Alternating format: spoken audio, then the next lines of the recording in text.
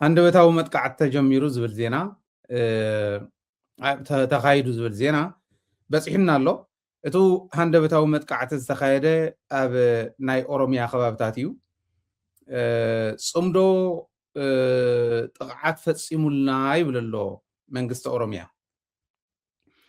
እዚዩ ቢቢሲ ዘውፅኦ ዜና እዩ። ጽምዶ ጥቕዓት ፈጺሙልና እዩ። ፋኖ ኣብ ወለጋ ኣትዩ። ኢማጂን ፋኖ ኢና ንብል ዘለና ናይ ኣምሓራ ፋኖ ኣብ ወለጋ መፂኡ ጥቕዓት ፈጺሙ ኣብ ንጹሃትን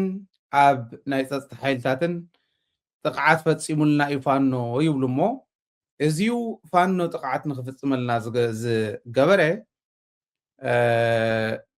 ናይ ጽምዶ ውፅኢት እዩ። ኣብዚ ከዓ ሻዕብያን ወያነን ኣለዎ ይብሉ። እቲ ኩነታት ዝተፈጸመ ከምዚ ዝስዕብ ገይረ ከቕርቦ እየ። ሆሮ ጉድሩ ዝበሃል ከባቢ ኣሎ ኣብ ወለጋ ሓደ ወረዳ እዩ። ኣብዚ ወረዳ እዚዩ ብፍላይ ኣብ ሆሮ ጉድሩ ወለጋ ኮይኑ ኣብ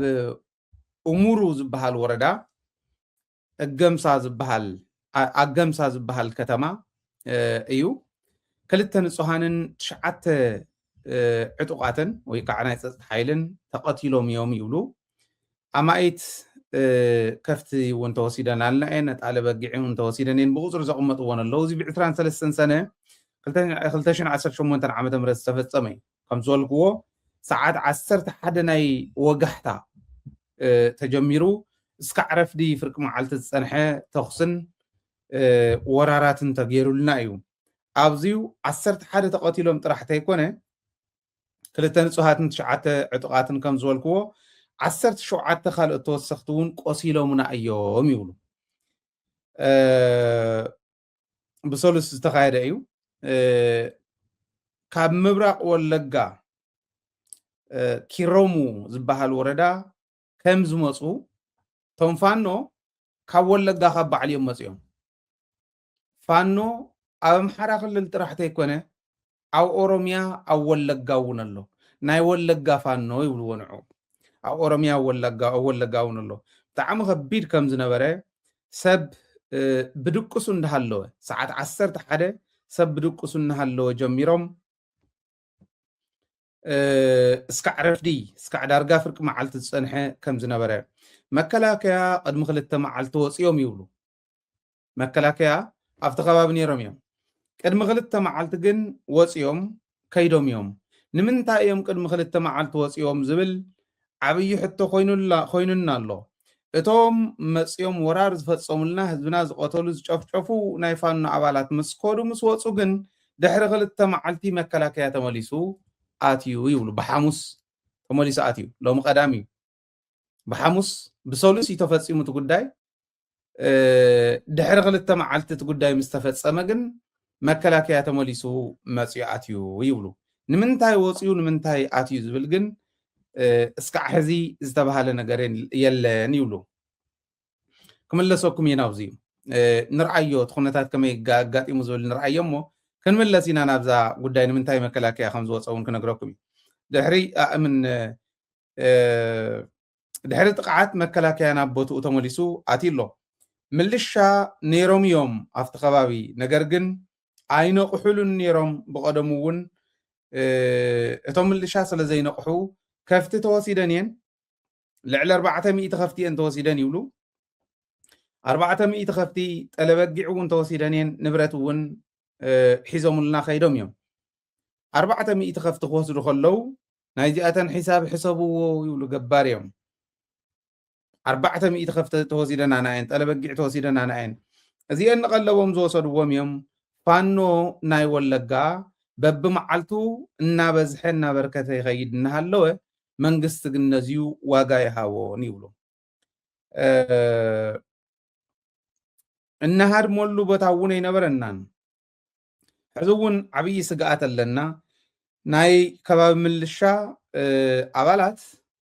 ኣብቲ እዋን ዘይነቑሑ ዋላ እንተነበሩ ኣብ ዝነቑሕሉ ግን ክታኮሱ መኪሮም እዮም። 9 ኣባላት ምልሻ ናይቲ ከባቢ ግን ተቐቲሎም እዮም። 2 ንጹሃት እውን ተቐቲሎም እዮም። ጠቕላላ 11 17 ምልሻ እውን ቆሲሎም እዮም። ስለዚ እቲ ኩነታት ከቢድ እዩ ነይሩ ናይ ፀጥታ ሓይልታት ክሳብ ረፋድ ይመፁን ነይሮም ክሳብ ትረፋድ ከዓ ቀፂሉ እዩ ተተኽሲ ፀጥታ ሓይልታት ዝበፅሑ ምልሻ ምስ ሞቱን ምስ ቆሰሉን እዩ ናይ ኦሮምያ ኮሚኒኬሽን ቢሮ ከዓ እንታይ ይብል ይመስለኩም ኣብኡ እቲ እስካዕ ሕዚ ዝበልክዎ እቲ ከባቢ ሕብረተሰብ ናይቲ ከባቢ ዝብሎ እዩ ናይ ኦሮምያ ኮሚኒኬሽን ሓላፊ ከዓ ሃይሉ ኣዱኛ ዝበሃል እዩ ሃይሉ ኣዱኛ ናይ ኦሮምያ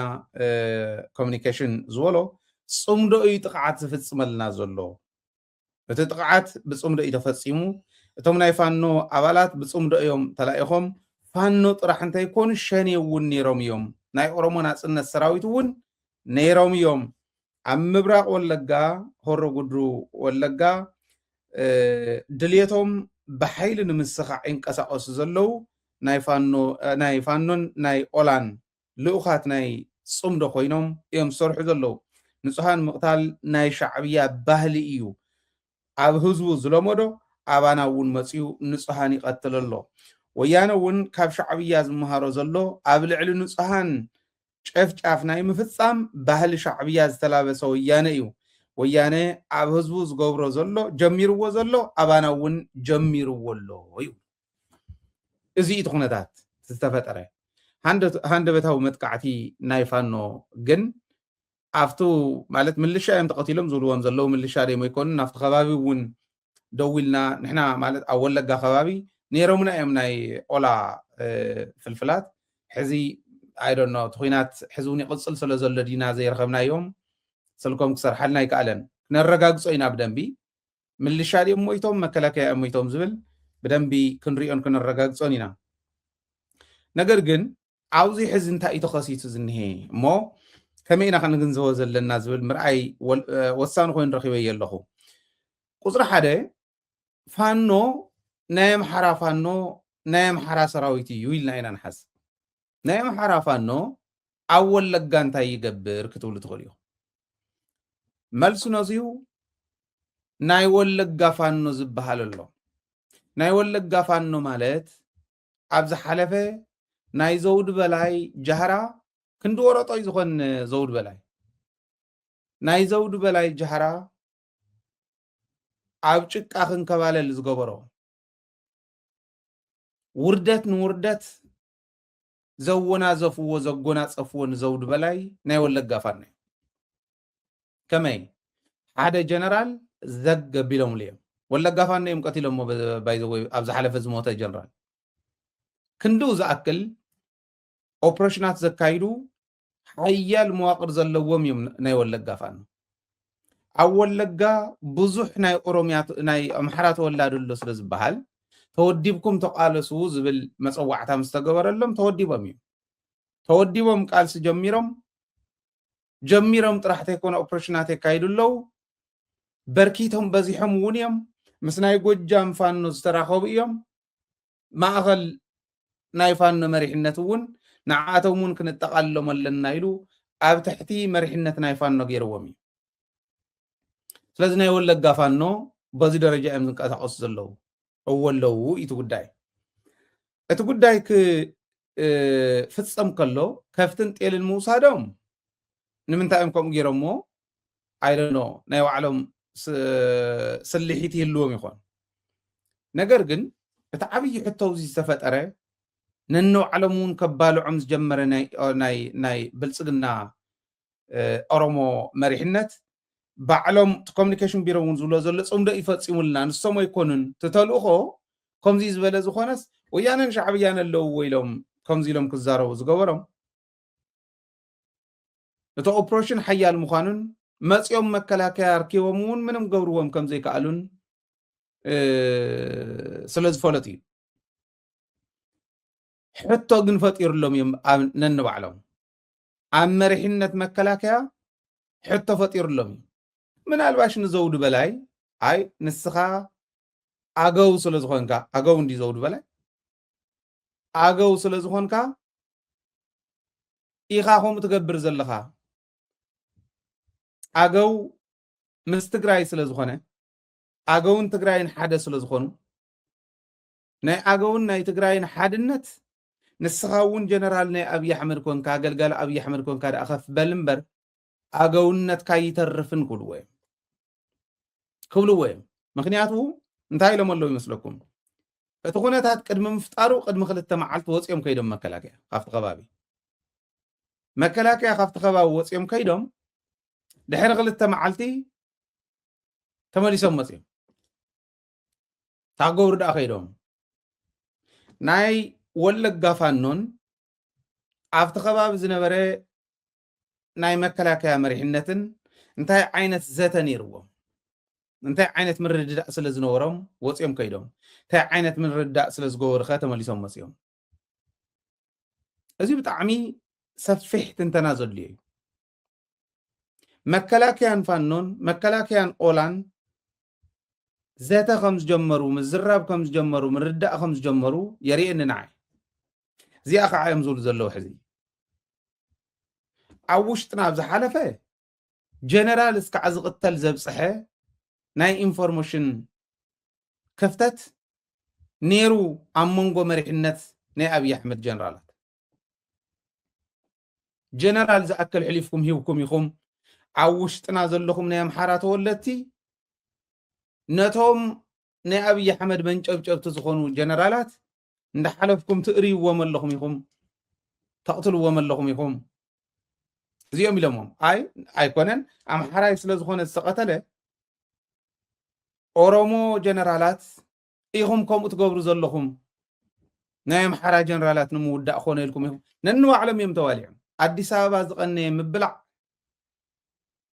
بت جنرال مستقتله اديس ابابا زقني مبلع بزخونه ابزخونه يكون اوان تلعيله يفلطن باي ذا واي امونغوم زنيه فرستريشن كنغركم يكل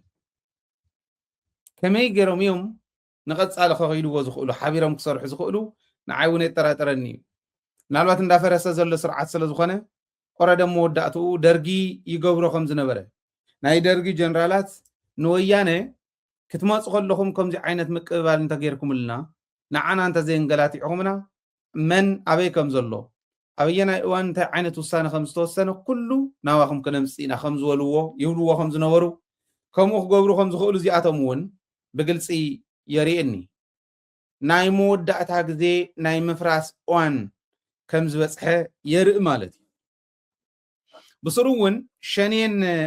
فانون حبيرهم مسرح جميرهم يمكولو خلو ناي ولغا فانون ناي اورومو ناصنت ارمن اما اخل اوروميا او ولغا او هرو قدر ولغا حبيرهم كسرح انت جميرهم كندينا اذا اكلت انكار حيلي بتوغن نسخم زلو رايو كندينا اذا اكلت انكار حيلي بمحراغص كم زلو رايو ሶማሊያ እውን ኦጋዴን ባዕሉ ጀሚሩሎ ዓፋር ከምኡ ጀሚሩሎ ሲዳማ ከምኡ ጀሚሩሎ ናይ ቤንሻንጉል ናጠንከረ ይኸደሎ ናይ ጋምቤላ እውን ከምኡ ይኸደሎ እቲ ዓዲ ሓውን ናተኣጎዳ ናተባርዕት ትኸድ ከም ዘላ ብግልፂ ንሪኦ ኣለና ዓዲ እንተይፈረሰት ከድሕና ዝደሊ መሪሕነት እንተሃልዩ ናብ ሰላም ክኸድ ይሕዚ ኩናት የድልየናን ማንም ካብ ዝኾነ ይኹን ኩርናዕ ይምፃእ ናይ ኢትዮጵያ ድልየት እንተዘይ ሃልይዎ ተገዲዱ ሓደ ክንኮነለና ናብ ሓደ ተጨፍሊቕና ክንከደለና ክብል ይብሉ ኢትዮጵያ ፈቲና ደሊና እያ ንሕወሳ ፌደሬትድ ኮይና ንዘልቀላ እምበር ተገዲድና ተጎንቢሕና ንነብረላ ተወፂዕና ተጨቁና ብግለሰባት ንነብረላ ዓዲ ኣይኮነት ናይ ድልየት ፌደሬሽን እዩ ነይሩ እቲ ናይ ድልየት ፌደሬሽን እቲ ድልየት ክጠፍእ ከሎ ዝፈርስ كم زخون منهم ترى سلازم نخيفرس دليت ناي فيدريشن دليت ناي حدنت نابرتع خيد مقبارنبر تجديد كان ختنبر تبقى نيا يالنا فرس من دالكا بعال خطفت إفكا خمس سرح خيام سيلكا مزراب أيو واتن حجون انت خونه أب تقرأي ذكر وزلو أب كالو أتكوابتات إثيوبيا ذكر وزلو بسرعات كحزو انت زي كيلوم عندنا إذا أكل مسواتنا تكفلا خمس قلنا تعدي أو حتى إيروان كتفرس كم تخل تعدي قلت سي زرقي يوز بالأمنة اللني إذا حزي أول لقى تفصيل مزنيه ولا لقى ثلاثة أوبريشنات تفصيل مالو أبو ورحي سنة مالتي أول سنة حاملة مفارق من كاب سنة مفارق اسكع حملة مفارق نول ዳርጋ መወዳእታ ስለ ዘለና ሕዚ ኣብዚ ግዜ እዚዩ ኮይና ክንሪኦ ከለና ካብ ጉንበት መፋርቕ እስካዕ ሰነ መወዳእታ ኢልና ክንወስዶ ንኽእል ኢና ኣብዚ ግዜ እዚ ኮይና ክንሪኦ ከለና ኣብ ወለጋ ጥራሕ 3 ኦፕሬሽናት ዓበይቲ ኦፕሬሽናት ተፈፂሞም ኣለዉ እቲ ሓደ ጀነራል ተቐተለሉ ኦፕሬሽን እዩ እዚኡ ናይ ወለጋ ፋኖ እዮም ፈፂሞሞ እቲ ካልኣይ 186 ሰባት ተቐተልሉ 106 ሰባት ዝቆሰልሉ መዓተ ፅዋር ዝተማረኸሉ ኦላ ኣብ ልዕሊ ነቶም ክልተ እዚ ብቤንሻንጉል ዝገጥሙ ዝነበሩ ኣርሚ ሰብዓይ ገጢሙልና ኢሎም ዝድስክሩ ዝነበሩ ንሱዳን ገጢሞም ነዚኦም ተወዳእና ክብሉ ከለዉ ንዕኦም ክረድእ ካብ ወለጋ ናብ ኣሶሳ ይመፅእ ዝነበረ ሰራዊት ከም ዘለዎ ተሓምሸሸሉ ማለት እዩ 106 ቁስላት ሙሩኽ ንምንታይ እዮም ሪፖርት ዘይገብሩ ንዕኦም ጠይቕዎ 106 ቁስል 186 ምዉት ኣፅዋር ከም ዘለዎ ተቃፀላ መካይን ካሊእ ግደፍዎ ሙሩኽ ከበየሎ እንተኢልኩም ንዕኦም ይጠይቑ ኣነ ግዳሽ የብለይ ብዝኾነ ይኹን 200 ክንደይን እዩ ዝኾን ዘሎ 106 186 282 ከባቢ ድዩ 272 ከባቢ ፀርጋ ናብ 300 ወርዎ ሰብ እዩ እዚ ክንደይ ዝኣክል ዝሞተሉ እዩ ተኻልኣይ ኦፕሬሽን ዝብለኩም ዘሎ ሳልሳይ ኦፕሬሽን ሕዚ መዓት ከፍቲ ተወረራሉ እዩ ብርግፅ እቲ ህዝቢ ዋጋ ይኸፍል ኣሎ ክትከፍላ ኢኻ ክዓይልና ኢና ገባር ካብ እንቋቑሖ እስካዕ ብዕራይ ዘዋፀሉ ነጋዳይ ዝነበሮ ዘዋፀሉ ጳጳስ እንተይተረፈ ከይዱ ጳጳስን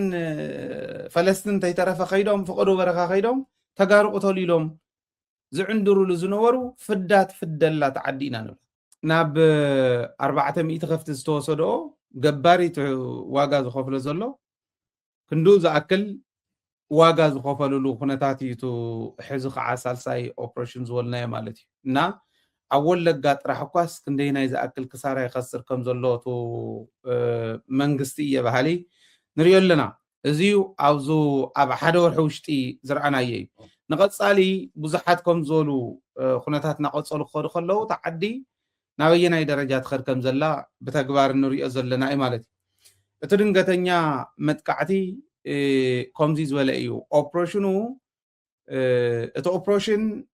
ፋኖ ዝወሰዶ መጥቃዕቲ እዩ ድንገተኛ ከም ዝነበረ ባዕሎም ዝገልፅዎ ዘለዉ እዩ እዚኦም እናቐፀሉ ክኸዱ ከለዉ ኣብ ኢትዮጵያ ዝነበረ ሶሻል ፋብሪክ እናተበጣጠሰ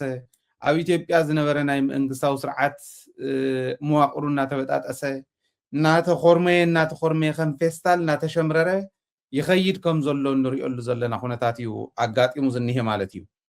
እዚዩ ከም ሓደ ኣብዚ ቅነ እንሪኦ ዘለና እዩ መንግስቲ ተመሪፁ እውን ጠጠው ዘብሎ ነገር ከም ዘይኮነ ብተግባር ንሪኦ ኣለና ክብል ደልየ